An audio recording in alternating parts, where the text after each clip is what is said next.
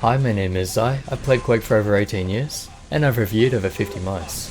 The Razer DeathAdder might be the most popular mouse in the world. Even I used them for 5 years before realizing I aimed better with smaller mice. But there aren't too many large lightweight mice on the market, especially ones with good buttons and a good sensor. So for people with hands over 19.5 centimeters, it's a top recommendation. People with smaller hands can use them too, but if you want to aim better in first-person shooters, I'd suggest you try a smaller mouse.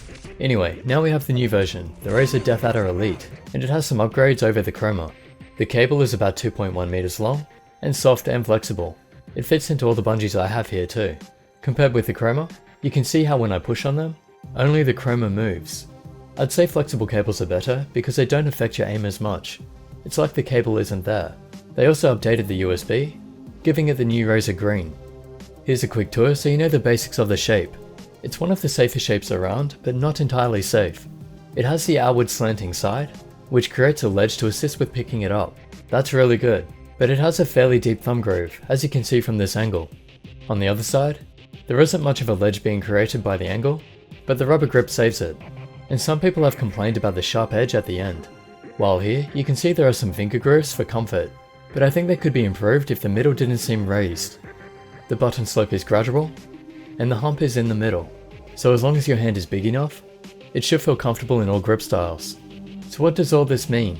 Well, with a roughly 18 by 9 centimeter hand, if I hold it where my hand should be, look at the angle of my fingers. One is going across the DPI button. I'm now a bit skeptical about deep thumb grooves because of this. I can adjust though, I'm just glad they finally put the DPI buttons there.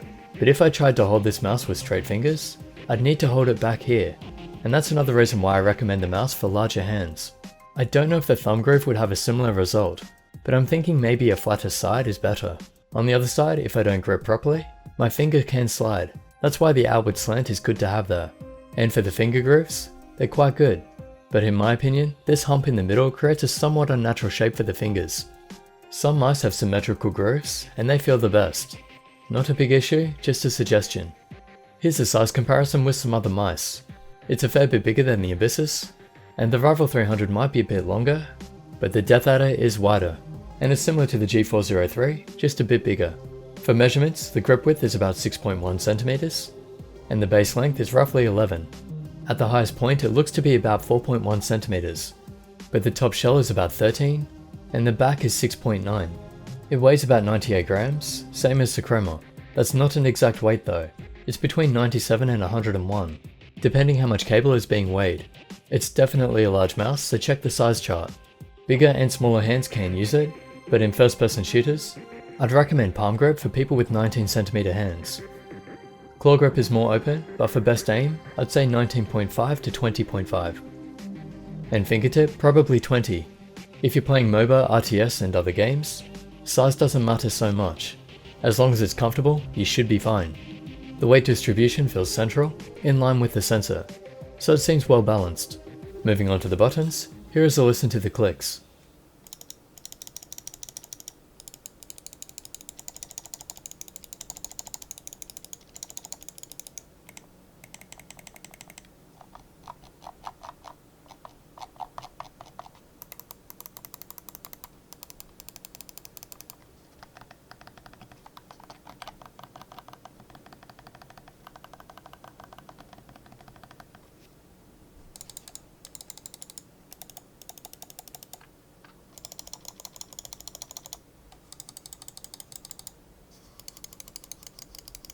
The left and right switches are meant to be the Razer mechanical mouse switches, but the right feels almost identical to the left on the Chroma.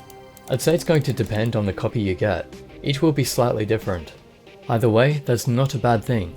The Chroma buttons are some of the most popular, so it's good to know that they're similar on the Elite. And as usual, it's rare to get the left and right sounding the same. If they're really different, then maybe exchange it. But if they're like this, I wouldn't worry. The mouse wheel doesn't have much travel. It's fairly tight to press in, and there isn't much tension on the scroll steps. It's more suited to browsing. However, it's a bit weak, so it's loud.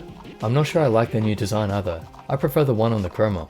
Side buttons feel almost the same. They're fine though, so no real change needed there. And the DPI buttons are soft and mostly out of the way. Again, great to have them. And there's no problem using multiple buttons together. In the latency testing compared with the G403, neither test is accurate, but from what I can tell, it's a tie. there's nothing in it. So while the scroll could be better, the buttons are good and should work for all game types. Now the sensor. This should show you how it performs in game, tested on hard and soft pads. I've heard it's Razer's version of the 3360. I'm no expert, but I'll show you the testing that I do to help figure these out. Rocket jumping is of course no problem for it, and I can't make it lose track even swiping at high speeds. Using the tilt slam test, where I hold the mouse on an angle and then slam it down fast, this will make the majority of sensors lose track.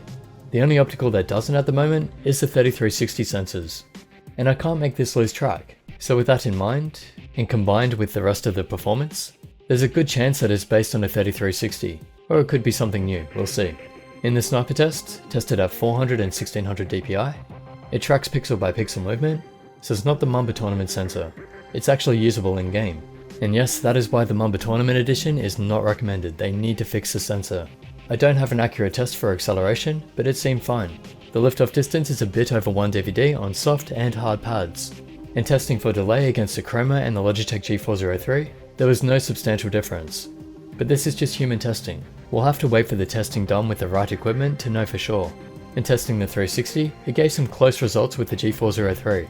In the line test, there's no unusual jitter, no angle snapping, and no skipping. The liftoff movement is well controlled, and there's no lens rattle. So that's a solid performance by the sensor. Extremely good. I'd be happy to use this in competition. Is it better than the Chroma sensor? Well, yes, but only because it doesn't have the issue with the tilt slam test. If you have a problem with your technique that causes that, then you'll need to get the Elite. If you don't have that problem and you already have the Chroma, there's no reason to get the Elite unless you want the extra DPI buttons. For build, when tapping it, and when shaking it, there's some slide sound, but with the buttons held in, it's silent. The textures and materials are very similar to the Chroma, but the Elite feels like it has slightly smoother plastic on top, which I like, and the rubber grips on the sides have been altered a little, but they don't feel too different. And the side buttons now have a bit of texture on them too. The rest is fairly smooth plastic. There are 2 big mouse feet on the base, along with another around the sensor, and they glide smoothly on hard and soft pads. In the software you can rebind the buttons, with mouse and keyboard functions as well as multimedia. You can also set macros, which will detect mouse as well as keyboard. In performance, you can set the DPI from 100 to 16,000 in steps of 100, and you can set 5. And in lighting it is RGB and you get a few effects. You can also set it even brighter than the Chroma. It's hard to detect on camera, but here's what they look like side by side. In conclusion, it's a DeathAdder with a better sensor, brighter lights, extra buttons, slightly nicer materials, and a better cable. Everything else is basically the same, and that's good. I mean, it's such a popular mouse, it'd be crazy to change it too much. This is the best selling Razer mouse. It might even be the best selling mouse. And I'm sure it will continue to do well with these welcome changes. If my hand was bigger, I'd be more inclined to use it in play. But of course I'm going to use the Abysses just for the shape and the dimensions. Everything else is better on the DeathAdder. If you're going to buy one and want to help support the channel, I'll leave some links in the description for you. Hope the review has helped. Big thanks to Razer for sending this out. And as always, like, subscribe and share this video, and I'll catch you in the next.